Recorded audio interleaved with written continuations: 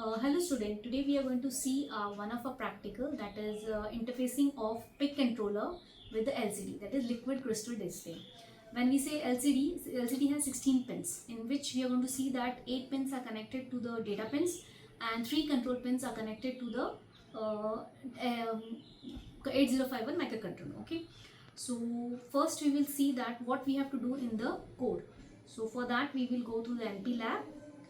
So we'll start a practical. Okay, come, yeah, we can just start the practical. Now here you can see that already I know that we have to perform this, that is I'll just close this project. Okay, first we have to go to project wizard. From there we say next, then we say again next. Okay, then we have to select that which toolbar. So we will see my microchip C18 tool suite. In that we have C18 compiler. Okay, and then you can say next. Okay, and then you browse and create a file. Now I'll just cite LCD. Now today we are seeing the LCD and PIC microcontroller interfacing. Okay, and say save, right? And next and finish. Now we created the LCD project. Now once we created the LCD project, we need to attach a source file. So for that again we will say new file. Okay, and we will write the code in this source file. Okay, and then we will say save. Now during the save we will just say LCD underscore PIC. Okay, and specifically we have to say that it is this the source file. This is a source file. Okay, and then we can say save. Once we save this file, you can see the color has changed, and first we will add that file and then we'll go through the file. So we will say LCD PIC. Okay, open. Fine. Now we will just see this file. Now what is this file? This is LCD PIC file. Now what it is? Now again we have a header file 18F4520. Then we have hash pragma, the configuration, that is the pre-directive to the compiler. Then hash define. Now we can see that we have connected the data lines to port D, and we have connected the 3 control lines RS, RW and enable, these 3 pins to the port E.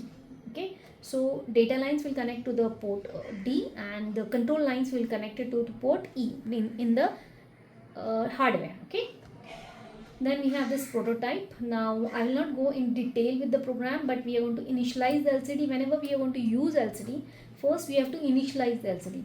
These are the predefined hex files which we have to call, that is LCD command. Okay, what is that? 0x38. From here we will go to this LCD command function. Here we will send the data to the, that is what is this command, that is 0x38. What does it say? Initialize the 16 LCD2 in 8 bit. In this way 01 is sent for LCD clear, 0C is sent for cursor off, and 80 go to the first line. If you want second line you can write there C0. Okay, and the last, this is initialization. Once the initialization is done, then we are going to call the display, that is we are going to select a display. You can just write a single character or you can have a string. For that we write the data lines. So for the data lines we'll say LCD is equal to data, RS is equal to 1. Whenever we say RS is equal to 1 means that whatever data we are going to send to the data lines is the data which has to be displayed on the LCD. When we write RS is equal to 0 in command, it means that whatever data we are sending to the data line is the command given to the LCD. Okay, so that's why we have these two functions, LCD command and LCD data. Okay, once we have done that, we will just compile this code. You can see that you have got successful. Okay, we have successfully compiled this code, and this way we have created a hex file. Okay, you can see we have created a hex file. Now the work of the MP lab ID is completed here because it has created the hex file with proper compilation. Then we have to go to tiny bootloader. Now what is the function of tiny bootloader? The basic function of tiny bootloader is, that is it has to download whatever the hex file into the kit. Okay, so first that we have to go to the device manager. So we'll just go to the device manager. Okay, in the device manager we have to check that whatever device we have connected, whether it is connected or not. Yes, it is connected. For that we need device drivers which we need to install. And when you are able to see the silicon lab is connected to COM3, it means that the device is detected by the PC. Once the device is detected means it is there, then you can go set COM3, and we have to use the baud rate as 1152, and we'll just check that whether it is connected fine. Then we'll just go and check. So again some errors are coming, just hold on. First, whenever we want to download, first you have to check whether the device which we are connecting, the PIC 184520 kit is connected. So we have to kit and we have to install the hardware. So in the port, in the device manager, will check in the port that silicon lab. Now you can see it is COM3.